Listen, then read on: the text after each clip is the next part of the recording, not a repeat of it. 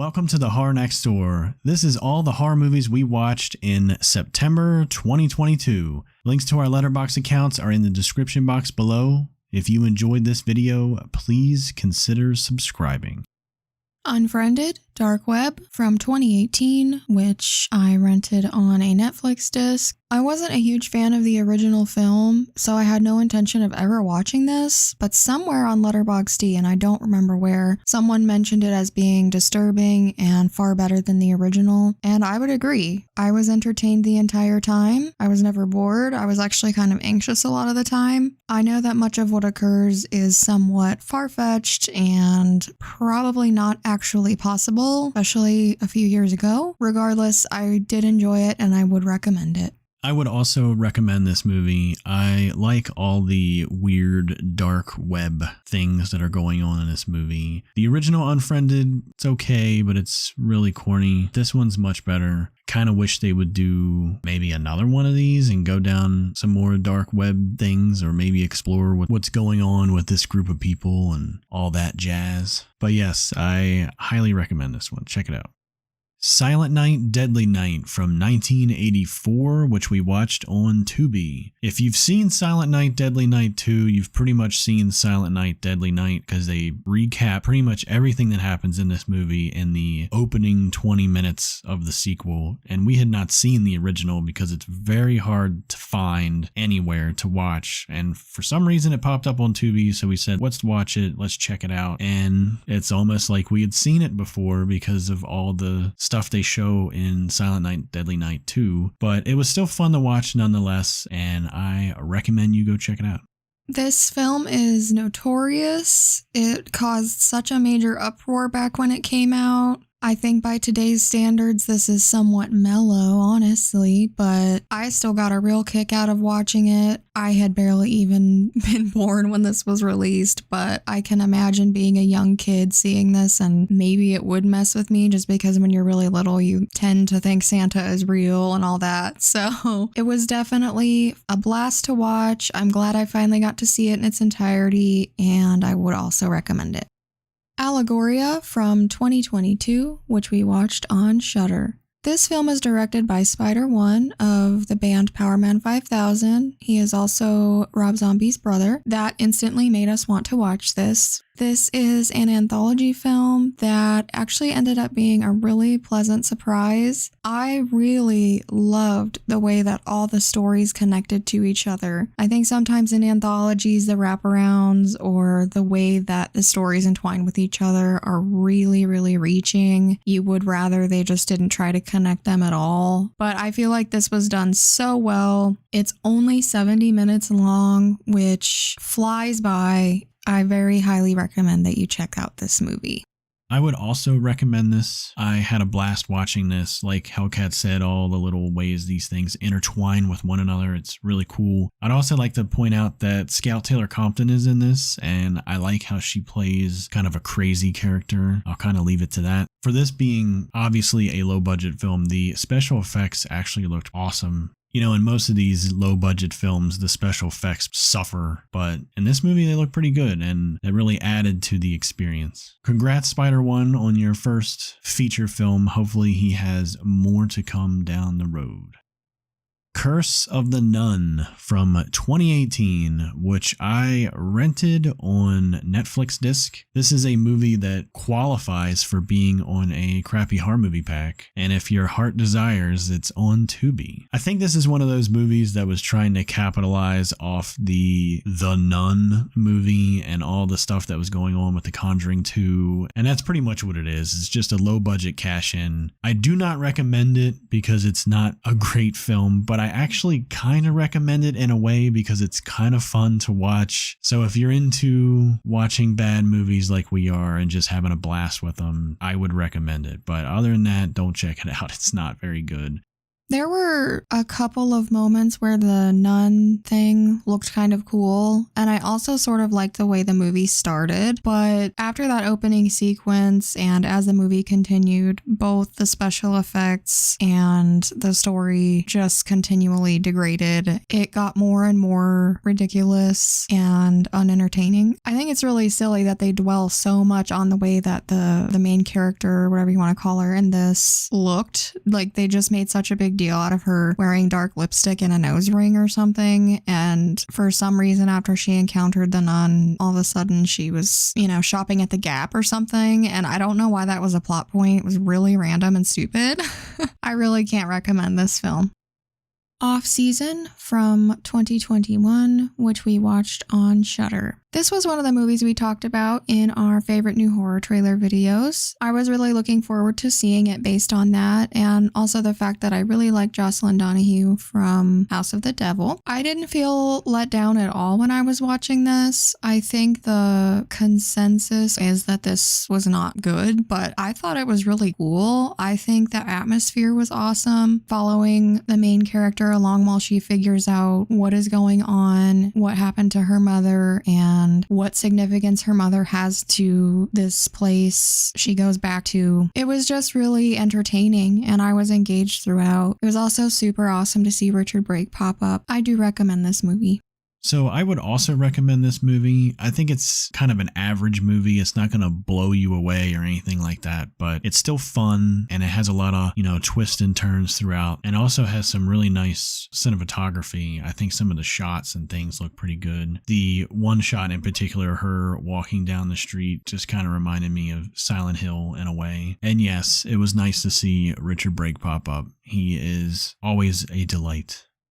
Subspecies from 1991, which we watched on a crappy horror movie pack, but it's also on Tubi and Shudder. So for me personally, I wasn't too thrilled with this movie. I actually think Subspecies 2 was much better, but we'll get to that. I would not recommend it. I actually like the Subspecies films. I don't know if I've seen them beyond the first two. We're trying to get through the series, so I will confirm as we go along. I definitely remember having seen the first two when I was younger. I don't even know what it is that I like about it, to be honest. I just think Radu is creepy. I think it's an interesting take on vampires. There are some gross and weird moments throughout. The location they filmed at was quite beautiful. There was some cool architecture and a little bit of cool cinematography. I like some of the shadow play and stuff that they did. So I do recommend the movie. Bloodstone, Subspecies II from 1993, which we watched on the same crappy horror movie pack. As Psycho said, this one actually is a bit better. It's more entertaining. It has more going on. The first one is lacking a little bit story-wise, which isn't uncommon for full moon features. Not throwing shade, it's just a fact. We like full moon. They're fun to watch, usually. Anyway, it's more Radu. It's more of those weird little creepy creatures that he has as like a servant thing. The Bloodstone randomly looks different, but other than that, it's kind of more the same. It's just a little bit more involved with a slightly better cast and more Radu. Overall, I would recommend this as well. Even though this movie's more of the same, I do feel like it's a step up from the first one. There's just something about the first one I just couldn't get into, but for some reason the sequel I got much more into and I had much more fun with. I don't know, hard for me to explain, but I definitely like Subspecies 2 more, so I would recommend this one.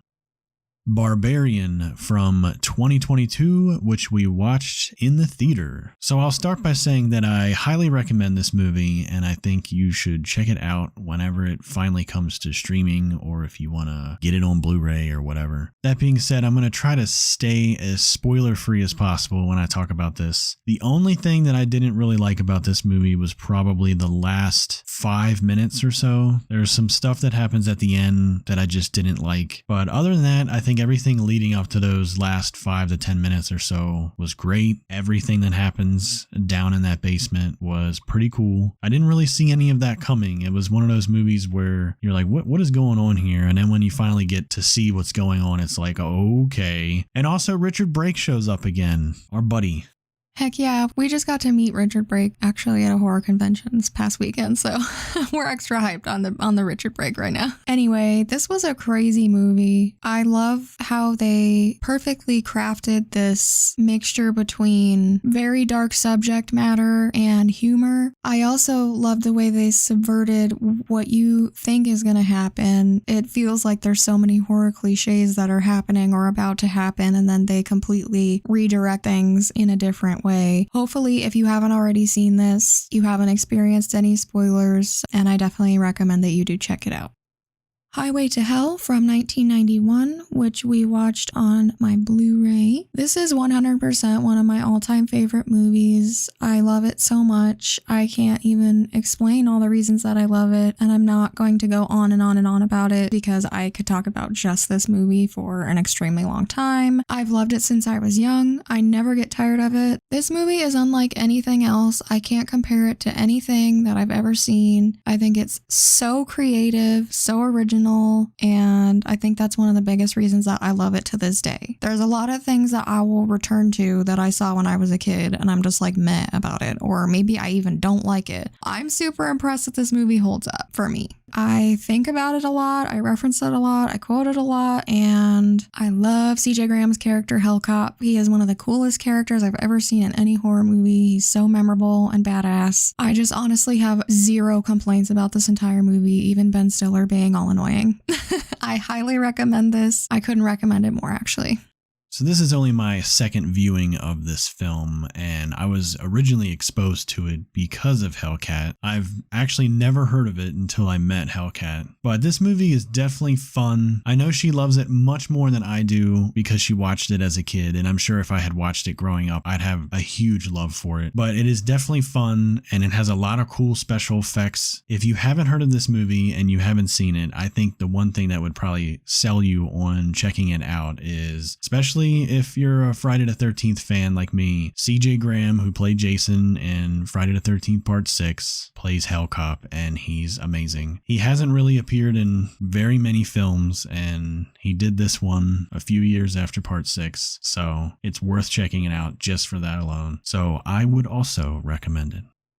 Drive Angry from 2011, which we watched on Hulu. And if you don't have Hulu, apparently it's on Tubi. So I know some of you might say, well, this isn't a horror film, but we were about halfway through it and I said, you know what, this is kind of a horror film. I mean, you got the devil and hell and all this shit going on, and I'm just gonna log it as a horror film, screw it. It is directed by Patrick Lussier, who did My Bloody Valentine 3D, and it's also written by him and Todd Farmer, who also wrote that movie, and Jason X. So fuck it. It's a horror movie. I had seen this movie before years and years ago, and we mainly watched it just so I could show her kind of how corny it is. I feel like it was a little bit better than I had remembered it being. I feel like I remembered it being like super bad, and then, rewatching it 10 years later, it was actually kind of fun. And, it's probably because Nicolas Cage. Come on, Nicolas Cage. So I would recommend it. It's not the greatest thing of all time, but it's fun. Also, Tom Atkins is in it, so there you go. I agree. If Nicolas Cage is in something, it's probably automatically better. This movie was so over the top and ridiculous. There were definitely some things I saw in this movie that I've never seen in anything else. I mean, it's no Highway to Hell or anything, but it was pretty wacky and out there, so I can appreciate when I discover something that I haven't seen a million times. I would also recommend this movie. It's just a silly, fun time. The Black Phone from 2021, which we rented from Netflix. This was another film that we were excited about because we had seen the trailer and mentioned it in our favorite horror trailers videos. Again, it did not disappoint. I'm always glad to say that because it seems like a lot of the movies we get excited about based solely on the trailers end up disappointing us severely. That was not the case with this movie. I actually really liked the way that it was done. I know some people have criticized some of the acting, but I really didn't find any of it distracting or irritating. I feel like the quote-unquote jump scares were not really even jump scares. I feel like there was a genuine shock and fright behind them. The film was just very engaging. That being said, I still definitely recommend the movie. I think that Jeremy Davies and Ethan Hawke and the main kid, I'm sorry, I'm not sure of his name, but the main actor all turned in really great performances in this. So again, keeping this spoiler free, the only thing that I did not like about this movie is the brother aspect with Ethan Hawke's character, and I will just leave it to that. Other than that, I really like this movie. I like Scott Derrickson. He's made some pretty good movies. I think Ethan Hawke did a great job as playing, a bad guy. He hasn't really done that much in his career, or maybe not at all. I can't remember. Also, the mask that he wears, which I believe is designed by Tom Savini, looks awesome. And I like how it's like a top piece and a bottom piece, and you can change out the mouth, and he keeps showing up with different mouths on there. One doesn't have a mouth, one has, a big old smile on it and stuff. I thought that was pretty cool. I'm sure people are going to be making that thing and selling it. They probably already are. I was actually really surprised how this turned out, and I highly recommend it. Visible Scars from 2012, which we watched on a crappy horror movie pack. And I'm going to keep this one short. It was not good, and I didn't really like anything about it, so I do not recommend it. There are quite a few movies on my crappy horror movie packs that I have already seen and I'm suffering through again because Psycho wants to watch them. This film is so forgettable that I legitimately do not know if I had already watched it or not prior to this viewing. So I also cannot recommend it. I'm Dangerous Tonight from 1990, which we watched on my Blu-ray. I just really adore Machen Amik, or Amik, I'm sorry.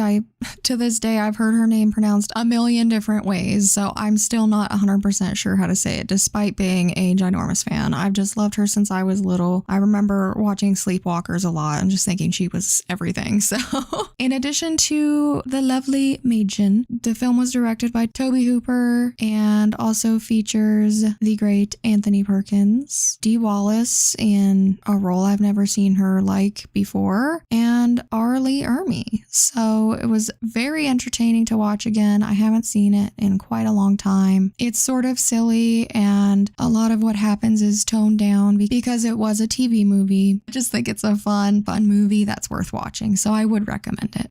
So I would also recommend this movie, but keep in mind it does have that TV movie feel. However, even though it's a TV movie, it definitely has a lot of twists and turns to keep you engaged, and it's never dull. It was definitely a fun watch. It was fun seeing Anthony Perkins in something. I really think I've only ever seen him in the Psycho movies and all the sequels that they made. Obviously, Arlie Ermey is great. And honestly, I guess I completely understand why Hellcat is obsessed with Machen Amik. I would recommend this one. Go check it out.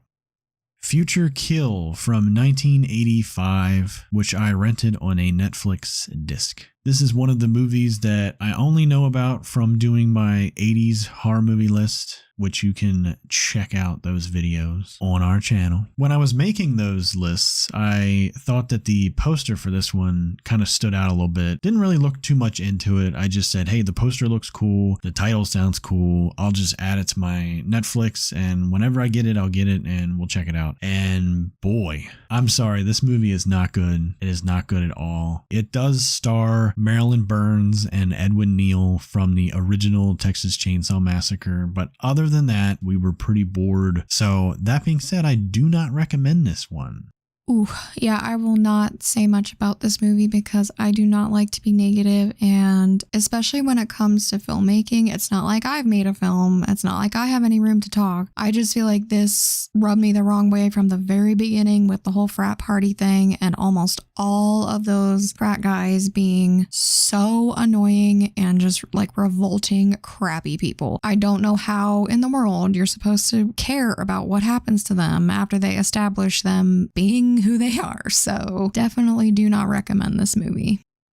Epitaph from 2007, which I rented from Netflix. I have so much Asian horror on my Netflix disc queue. It's insane. And I think I might have moved this one to the top because it had a weight on it. And as we all know, that means it might be MIA pretty soon. I did really like this movie. However, it was extremely confusing. It's almost like they wrote one story and then for whatever reason tried to chop it up or something. I don't know how to explain it. I sort of just feel like if you were to watch the movie, you would understand what I mean. But a part of the problem is that I don't want to spoil anything because there are a lot of twists and turns in this film. I think overall the things that made me really like it are the cinematography, the score, and the music, and just the theme of love that kind of is woven throughout. I mean, it is a horror film and there is some disturbing, weird, kind of icky stuff, but I feel like its basis is, it's kind of rooted in love, and the little tagline thing says love is the kiss of death, so I think that kind of says it all. Anyway, I do recommend this, but you will have to pay attention, because even paying full attention the whole time and, you know, never getting bored or anything, I still was confused. I thought this movie was pretty good. I thought it had a lot of weird imagery and things, and some of the scenes were pretty cool. I don't want to go too much into it because I don't want to give anything away. I liked it. I thought it was fun. Crimes of the Future from 2022, which I rented on Netflix disc. Well, I think at this point it's pretty much safe to say that I'm not that big of a David Cronenberg fan. This movie, even though I paid very close attention to it, was rather confusing, and when it ended, I was like, wait a minute, what? It's over? It felt to me like there was at least another 10 to 15 minutes left of the movie that just got cut off, and they just threw the credits on there and said, fuck it, we're done. The one thing that kind of disappointed me about this was the subplot with the two women that come out and they work on people's machines and chairs and things. I don't know what they're called, but those two women, when you see the movie, you'll know what I'm talking about. I feel like there was more with them that could have been explained. I understand that sometimes less is more, but I feel like if they gave us just a tad more information, something, maybe it would have been a little bit more satisfying. I don't know. I don't know what else to say. I just feel like it was a bunch of random ideas and they just threw them all together and said, let's make a movie. It was very convoluted. I do not recommend it. Sorry. Although the cast in this is fantastic, and I think they did great work with what they were given to work with, I did not like this movie at all. I feel like Mr. Cronenberg had an idea or two and then just tried to flesh out some other kind of filler to make it a full-length film. I think the runtime was a problem because, as Psycho said, the ending was kind of like, oh, wait, what? We're done? But at the same time, the film just kept going and going and going, and other than all the weird body horror stuff, there was really not a lot going on. So I do not recommend this film. I am sorry. Followed Home from 2010, which we watched on a crappy horror movie pack. Now, this one I know that I've seen twice at this point because I remember these two lead actors and their horrifically bad dialogue. This movie is hilarious. I mean, I'm not saying I recommend it necessarily, but this is one of those really good movies to watch if you like bad movies and you like to laugh at ridiculousness. Do I recommend it? Not really. But if you're half asleep or watching it with a bunch of friends and you guys are just down to watch some ridiculousness, then sure. So I agree with everything that Hellcat said, and I know I've been trying to be spoiler free here, but this one, I'm sorry, I'm going to ruin Followed Home for you. The sweatshirt killer guy or whatever in this movie, they don't ever reveal who he is or why he's doing any of this. And it was a little bit of a disappointment. I thought it was going to be like a whodunit type of thing. Like, oh, this person's the killer or that person's the killer, you know, like Scream or something. But then at the end, you never find out who it is. So it's like, what was the purpose of all of this? Do not recommend. Possession from 1981, which we watched on my Blu-ray copy. So we did watch this movie about a year ago. If you watch the What We Watched video from October of 2021, you'll hear that. I think everything that we said in that pretty much pertains to this. However, obviously this one has 40 extra minutes worth of footage. In that version, however, we watched the highly edited US cut of the movie, which is only like an hour and a half long. This version is actually the director's cut, which is just a tad over 2 hours, I believe. There is a lot more gore in this version. Some things are explained a little bit better, perhaps. But that being said, the movie is still weird as shit and also completely fucked up, even if you take out all the weird shit. Just the stuff that's going on between the two main characters is fucked. But I enjoy it. I thought it was good, and I highly recommend it. You should go check it out. I didn't necessarily like the film more seeing the director's cut, but I do have more appreciation for it, and I did understand it a little bit better. I have my little thoughts and theories about what all is going on. Stellar performances and just whacked out stuff going on here. There's a lot to think about and dig through, and I love movies that do that. I do recommend this film.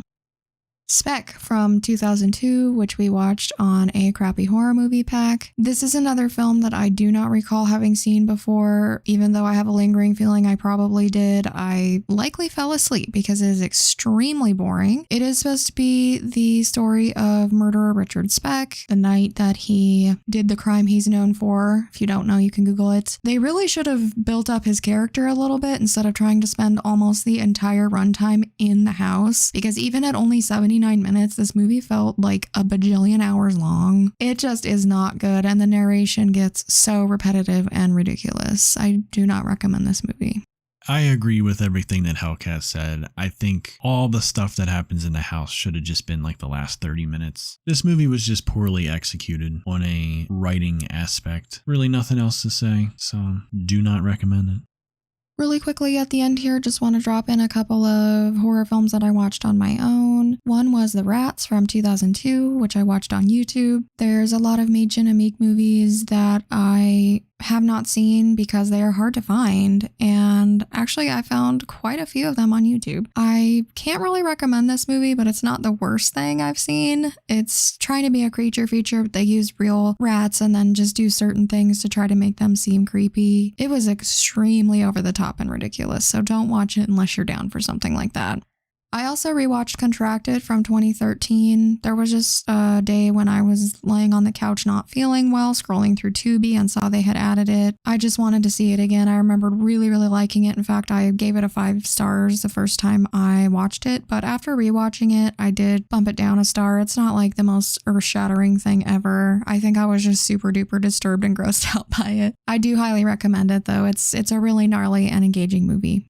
I also watched a movie called The Maid from 2005, which I rented from Netflix because it had a weight on it and it's been on my list forever. I guess this is a film from Singapore, and that I was seeing in some Letterboxd reviews it might have been the first film of its kind to be made there. I might be mixing this up with another movie, but regardless, I got kind of bored with it. There were things that I liked about it, but overall, I don't think I would recommend it. So just to wrap this up, again, in October, we watch a horror movie every single day. So next month's what we watched is going to be rather huge. So be sure to subscribe. As always, we thank you so much for watching. Leave us a comment if you have any horror movie recommendations, and we will add them to our watch list. Until next time.